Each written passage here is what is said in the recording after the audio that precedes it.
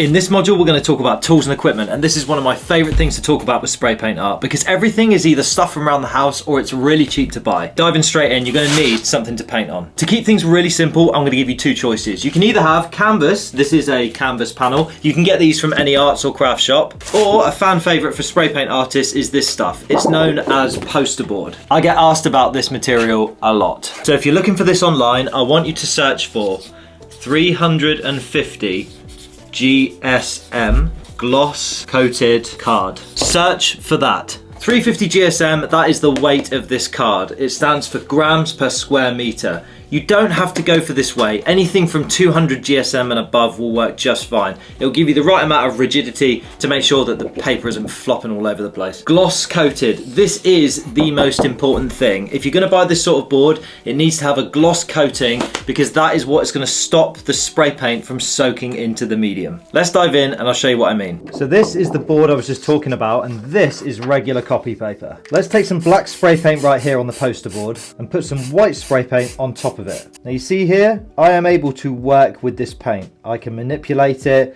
I can make texture in it, I can move it around, I can remove the paint. You see? This level of workability is important when it comes to spray paint art, and I can keep going like this for a while before it will dry. Now let's do the same thing with the printer paper. You see, I can work the paint to a certain degree, but it's not meddling together as well. It's kind of mashing into each other. And it's just becoming this like rough, dark grey colour. What's also happening here is as I work around this is now soaking into the paper. And it's just not gonna last for very long like that. In fact, if I pick this up right now, it won't take much for me to poke a hole right through it. Whereas a board like this, I can push my finger as hard as I like, and it's not going to go through there. So a key takeaway, if you are using a paper, just make sure it's gloss coated and it has a decent weight to it. If you decide to paint on canvas, just make sure it's primed canvas. That means they've put a liquid over this that's coated the canvas, and that will give it that resistance, same as the poster board. Next, you want some masking tape or painter's tape. This is just to hold the board down while you're painting. Stencils. When I say stencils, you're probably thinking I mean multi-layered stencils, but what I mean is just these circular stencils for your first paintings where you're going to be making planets. Common examples are like these bowls I use. I think these are plastic ones that are just used for barbecues. Same with these plastic plates. I think they're from the same set.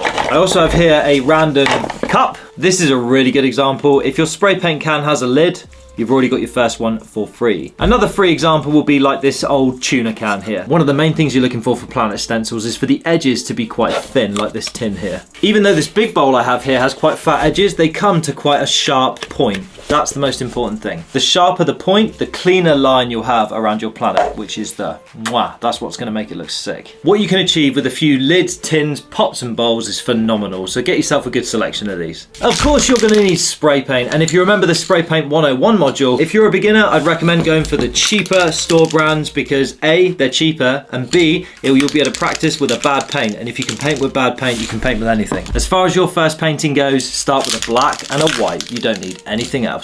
Clear coat. This is completely optional, but if you want to finish off your paintings in a really nice way, you might want to consider a clear gloss spray paint. You can get different brands at different price points, but whatever the spray paint you're using, if that range has its own clear coat, I'd recommend using that. Another benefit of clear coat is you can use it to re-wet your paintings or add or scratch some extra detail, but that's for another lesson. Next, you need something to make texture with. Texture is one of the fundamentals of spray paint art. It's how we make our paintings interesting. The most common tool that artists use to make texture is newspaper, or magazine paper in this case. As a lot of you guys know, I use my supermarket weekly offers magazine. The main reason I use this is A, it's free, and B, it has like a glossy coating to it. You see that? And remember what I said about glossy surfaces and spray paint. That equals fun. Some other options are plastic bags. They're really common. You can cut these up into multiple bits. Anything you can crinkle up and just add some dynamic texture to, like this glove, or you can even just use your hand. Okay, next you want something to sign your work with. I believe that every artist has the right to put their mark on their work, and I sign all of my pieces with this palette knife here. If you don't want to invest in a palette knife set just yet, that's absolutely fine. You can use anything like here, anything with an edge to it, like this ruler. It's just something for scratching so you can squiggle that diggle. The last thing you need is your safety gear, which we are going to talk about in its own module before you get started. That's it. That's all the tools you need to make your first piece of spray paint art. Now it's time to introduce you to these guys. The humble spray paint cap. So a quick recap on biology class. So you remember how we had a male and female spray paint valve? Well, the same goes for caps. Well, this is a female cap. See how it has a hole in the middle? And this is a male cap. See how in the middle it's got it's got a penis basically. So a male cap goes into a female valve and a female cap goes into a male valve. You get the idea. The next thing I want you to remember is that all the terminology we're going to talk about is all designed around the mural and graffiti writing scene. So like the spray paint module, I'm going to give you understanding of exactly what all these guys are and then really slim it down to make it simple for what you want to achieve. Okay, let's keep this simple. Your standard 3 sizes of spray paint cap are skinny, medium and fat. Let's dive in and see how these will affect you as a spray paint artist. Right here I've got a can of Montana Gold black spray paint. This is my go-to. What the cap does is affects how much spray paint comes out of the nozzle and therefore the size of the line you get when spraying through. We're going to test skinny, medium and a fat cap. This is a Montana level 1 cap. This is classed as a skinny. This is a Montana Gold stock cap. They class this as a medium. And this is known as a New York fat cap. Clues in the name.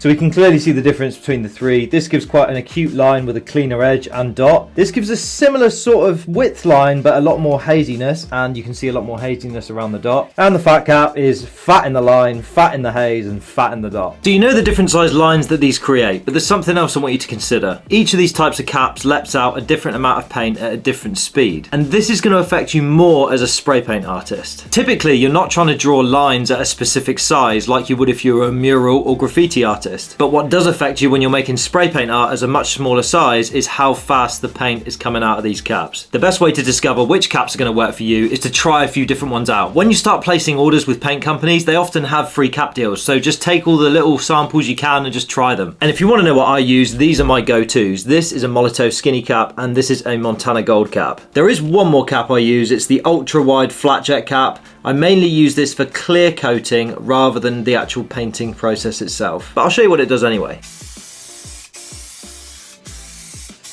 Even coverage over a large area, perfect for clear coat. Something else you may hear referred to is stock caps. Stock caps basically means that it's the cap that comes on the spray paint when you buy it. So this is the female stock cap for this cheap spray paint I buy, and this is the stock cap for Montana Gold. So if you're looking for a first cap to get, I would say don't. Use the one that comes on your spray paint and go from there. The next thing to consider is cap maintenance. As you can see, spray paint caps end up having a pretty hard life. Now caps are ultimately a disposable bit of kit, but there are some things you can do to make them last longer. Let me show you. So the first way that your caps will start messing with you is if this nozzle is not kept clean. If it gets all bunged up like this, just take something like a palette knife or a sharpish edge and just gently scrape away at the paint.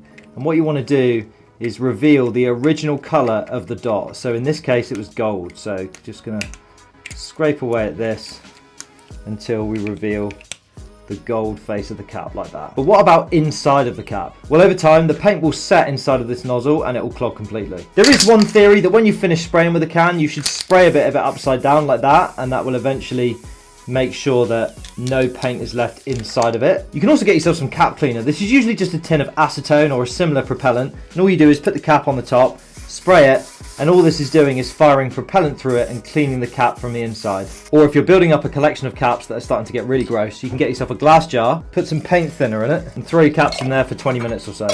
The thinners will run through the caps and it will start to melt the paint out. You can see it's coming out already. If you look after your caps well, you should be able to get them to last for the life of a tin of spray paint, but I would have some spares on hand just in case. So in summary, there's so many of these guys out there to choose from, but my key takeaways are to use the stock cap that comes with your can initially, and just keep trying these as you go with your paint orders, and eventually you'll find the right one for you. Now you know about the caps and the tools you need to get started with spray paint art, you want to look at your environment, where you're going to paint, and how to do it safely. That video is right here, or if you want to get access to the full course in one place, I'll leave a link down in the description to the Canvas Vandals where you can join for free. Thanks for watching this video, guys. If you enjoyed it, you can show your support by giving the like button a little tickle. Peace.